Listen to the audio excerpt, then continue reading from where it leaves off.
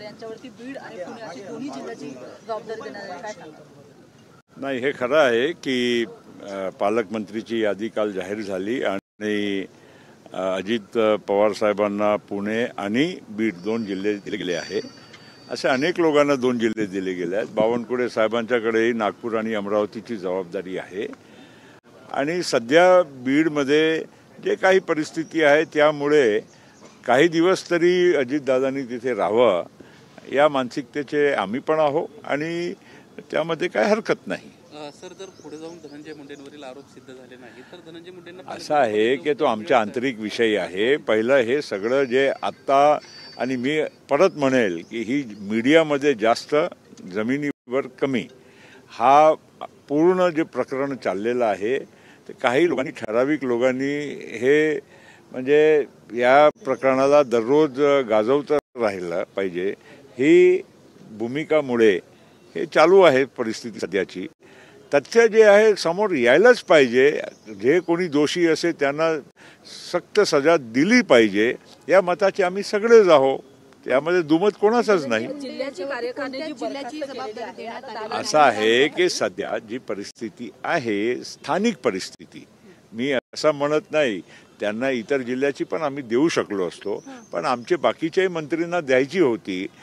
आणि सध्याच्या परिस्थितीमध्ये बीडमध्ये जो वातावरण आहे ते योग्य आम्हाला वाटत नव्हतं की त्यांना आज तरी या शांत झाल्यापर्यंत आणि खरी परिस्थिती, खरा दोषी कोण आहे सामने येईपर्यंत हे आम्ही तत्पुरती ही व्यवस्था केली आहे.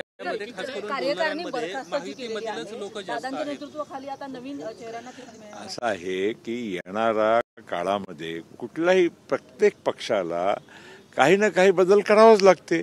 आमचा पक्ष 99 मध्ये स्थापन झाला, वारंवार मध्ये मध्ये इलेक्शन होत गेले. त्याच्यानंतर 2023 मध्ये काही विशेष परिस्थिती निर्माण झाली. त्या परिस्थितीनंतर लोकसभा आणि विधानसभेच्या निवडणूक झाल्या. आता आम्हाला ही काहीतरी मध्ये बदल करणं आवश्यक आहे. आणि सोबत महत्त्वाची गोष्ट ही आहे की आम्हाला पक्षाच्या संघटनात्मक निवडणुकी करणं हे पण भाग आहे. आम्ही आता आमच्या मेंबरशिप ड्राईव्ह सुरू केली आहे. काल तुम्ही बघितलं, अजितदादा, माझी आणि तटकरेंच्या पहिलं आम्ही नवीन सभासद नोंदणीचे फॉर्म भरले. आणि त्याचबरोबर आता प्रत्येक कार्यकर्त्यांनी, नेत्यांनी हे आपली जबाबदारी पार पडावी. महिन्या 2 महिन्यात हे प्रोसेस पूर्ण झाल्यावर आम्ही आमच्या पक्षाच्या निवडणुकीची प्रक्रिया तालुका लेवलपर्यंत पासून ते थेट नॅशनल प्रेसिडेंटपर्यंत हे आम्ही पूर्ण करणार आहोत. नवीन नियुक्तीचा पहिला तर एक तर संघटनात्मक निवडणूक होऊ द्या. आणि प्रत्येक पक्षामध्ये बदलत्या परिस्थितीमध्ये काही ना काही बदल करणं आवश्यक आहे. नक्कीच आम्ही काहीतरी, आणि जे लोक काम करतायत त्यांना प्राधान्य दिलंच पाहिजे. जे लोक फक्त पद आणि फक्त कागद घेऊन